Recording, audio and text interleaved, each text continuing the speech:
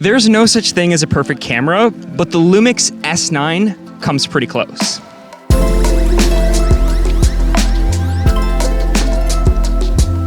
The high-level summary of this camera is that it's basically a smaller, less expensive Lumix S5iix. But for photos, we're looking at a 24 megapixel sensor, 6K video, but I'm not a video guy. Let's, video features on the Lumix S9? What do you think? Good quality overall if you can get past the 15-minute recording time limit and lack of headphone jack. Not bad. Honestly, if you're a content creator that does short form or just small bits of video, it should work pretty good. Now, I did test the camera because everyone is gonna wanna know this, and I was able to record 10 minutes, 10 minutes, 10 minutes. Like there's a 10-minute limit, but you can record past that. But let's talk more about it. The Lumix S9 inherits all of the base functionality from the S5iix, minus a few of the upper tier features like the ability to shoot in ProRes, but then adds a lighter weight 50 megabits per second codec that makes it easier to transfer video files from the camera directly to your phone for uploading to social media. The S9 effectively sits somewhere between a Fuji X100VI, a Sony ZV-E1, and a Canon R8. It's the same cost and size as a Fuji X100VI, but then has a full frame sensor with no mechanical shutter like the R8 and the ZV-E1. I kind of look at it as a vlog camera because of how lightweight it is, and of course that it has a tilty flippy screen that makes it easy to do stuff like this. And unlike the X100VI, the camera does take Lumix's full-size batteries, which means you'll get some pretty good battery performance out of this camera. Most of us found that we could go the whole day on a single battery, and in the rare instance where you were shooting a ton of photos or a ton of video, did have to switch to a second battery. But overall, the video battery life performance of this camera is really good. Now, because we were shooting on pre-production models, we can't yet edit the RAW files. So everything you're seeing in this video is JPEG straight out of camera, but with a little bit of a catch that I'll talk about in a minute. And yes, this camera does shoot in Vlog, so if you're curious what that looks like and how it color grades, stay tuned to the end for some video samples. Don't worry about it. We're dual wielding. Just put a Canon sticker on it. The Lumix did come with some stickers, so maybe I can throw a Lumix on the Canon and no one will know. You can get some good stuff, good footy. Just a detail of your face with your beard.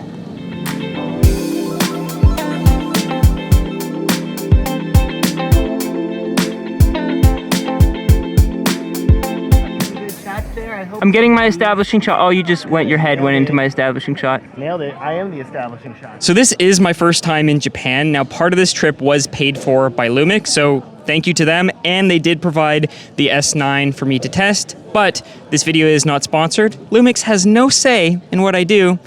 So let's keep shooting with this camera. Are you just creeping in my background?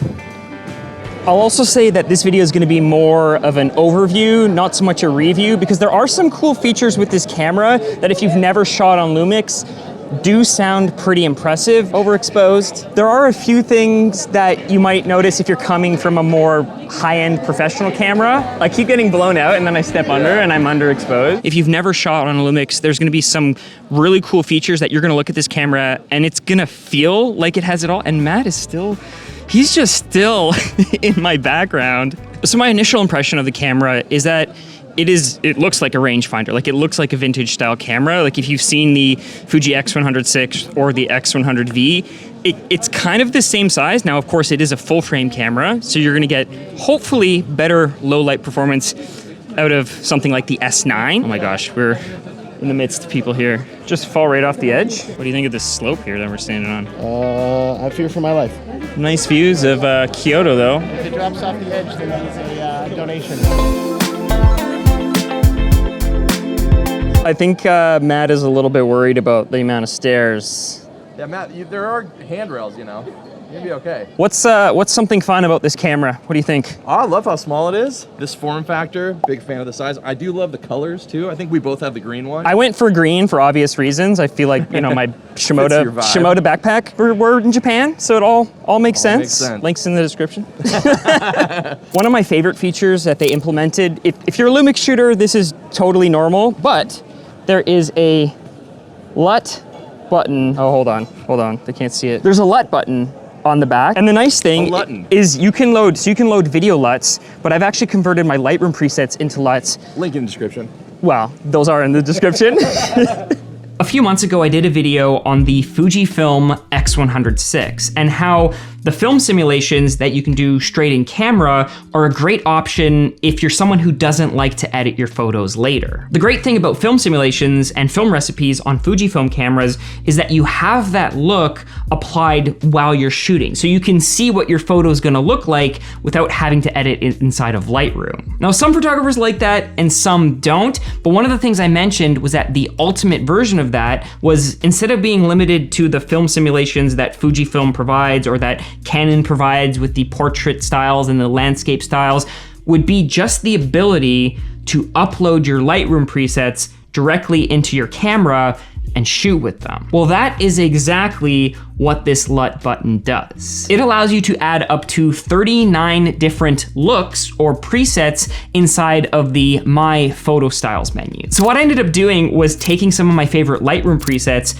recreating them as LUTs, and then loading them into the camera through the Lumix Lab app, which I'll talk more about in a bit. So in fact, all the photos that you're seeing had been edited with my presets just inside the camera. And if you want to check out any of my presets, they're of course linked down in the description below. Or if you happen to have a Lumix camera, even the S5iix can do this, or if you're color grading inside of your favorite video editing app, I'm gonna be making 3 of my LUTs available for a limited time, just as ones that I created for myself. There will be a little bit of an instructional video if you're someone who wants to pick them up. So check those out down in the description below, and stay tuned because I'm going to show you what it looks like to edit video with them closer to the end of this video. Now, since I'm not really a video shooter, I only plan to have them available for a limited time if you're someone who's thinking about using this camera or want something to edit your videos with, so make sure you check them out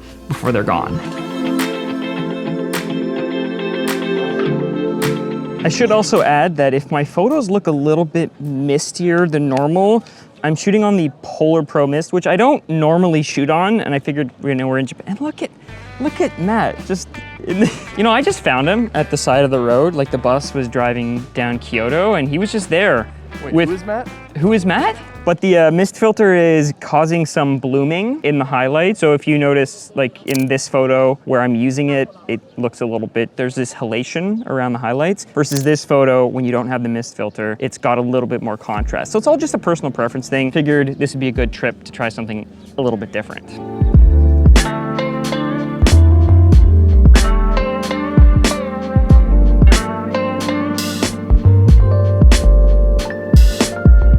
What's our favorite feature of this camera?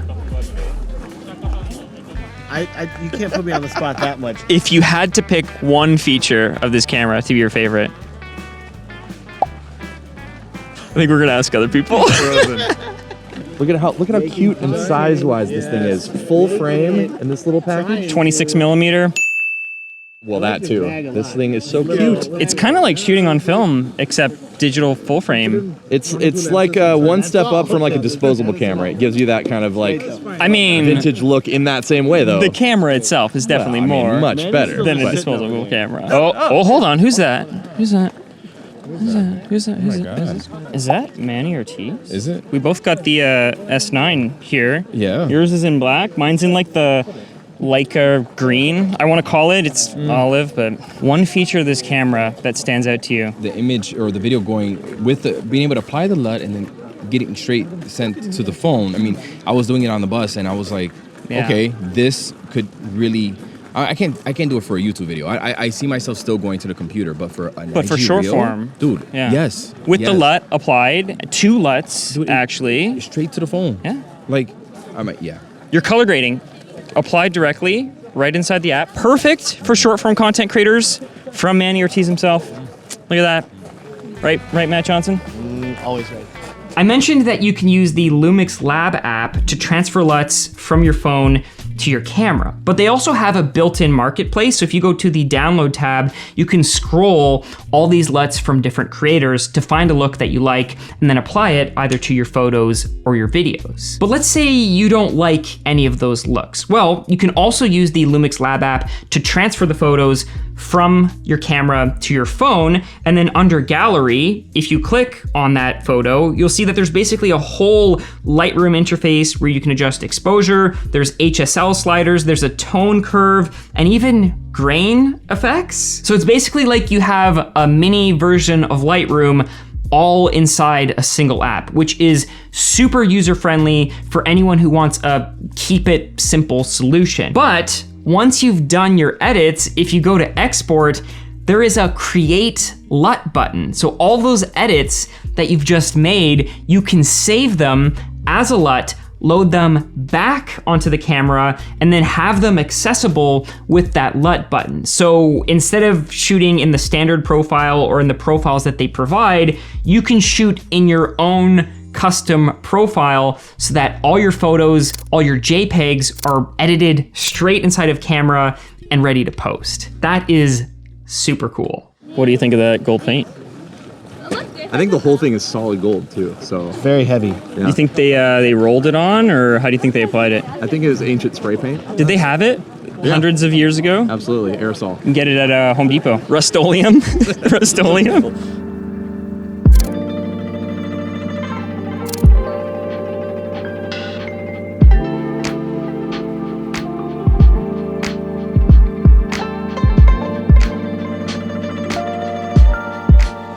Now, admittedly, the Lumix S9 does have a few limitations. The big one for photographers is gonna be no hot shoe, no smart shoe. It's literally just a cold shoe. So you can use it to attach accessories, but that's pretty much it. Also, no headphone jacks. If you're trying to monitor your audio, if you're a video shooter, you won't be able to do that. Also no shutter. Also, no mechanical shutter. So part of the cost savings versus the Lumix S5iix is gonna be that there's no mechanical shutter, which kind of makes sense why there's no flash.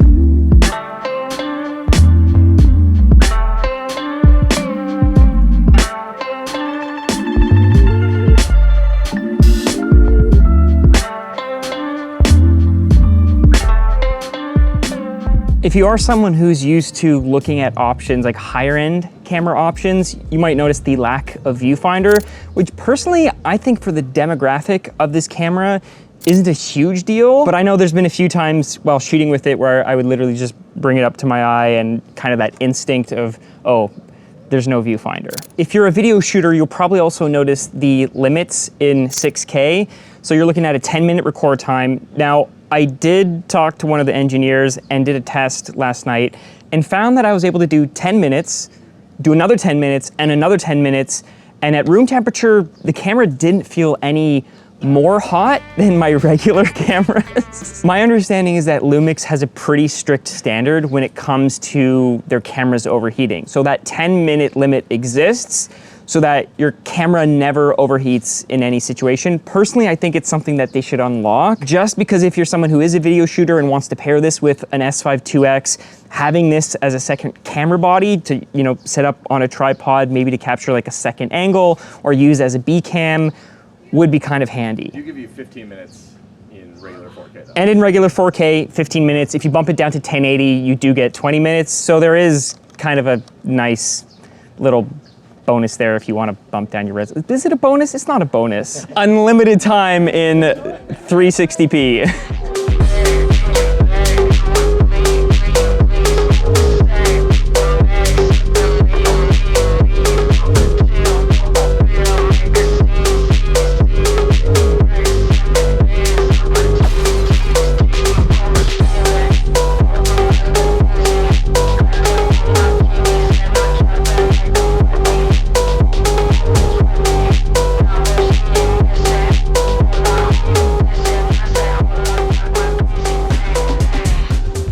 So who is this camera for? Who should buy the Lumix S9? Well, I think there are two groups of people. The first being your kind of everyday content creator who wants a high-end camera, but maybe doesn't have a high-end budget. Like if you're someone who looks at the Lumix S5iix and goes, it's a little bit out of your price range, but you like all those features, then it's probably a camera for you. If you're someone who knows you don't want the ability to use flash, but you want a really good photo camera, then this camera might be for you. Is there anyone else? You just want something light and small, Yeah. you can take pretty much anywhere. then this camera might be for you. So that's it for this one. I'm thinking I'll probably do a few more videos with the S9 when we're back home, so stay tuned for those. Until the next one, go shoot photos. Happy filming. Happy filming.